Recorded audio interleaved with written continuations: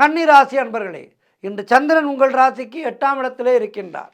உங்களுடைய ராசி அதிபதி புதன் ராசியிலேயே இருக்கின்றார்.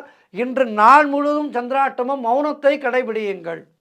யாரிடமும் அதிகம் பேசாதீர்கள். கோபத்தை முற்றிலுமாக குறைத்து கொள்ளுங்கள். மௌனத்தை அதிகம் கடைபிடியுங்கள். இன்றைய நாளில் என்ன செய்ய வேண்டும்? முக்கியமான முடிவுகளை எடுக்கக்கூடாது. அதேபோல் மற்றவர்களை பற்றி பேசக்கூடாது. அலுவலகத்திலே வேலை பார்க்கின்றீர்கள் என்றால் வேலை உண்டு நீங்கள் உண்டு என்று இருக்க வேண்டும். மேலதிகாரிகளை அனுசரித்து செல்ல வேண்டிய நாள்.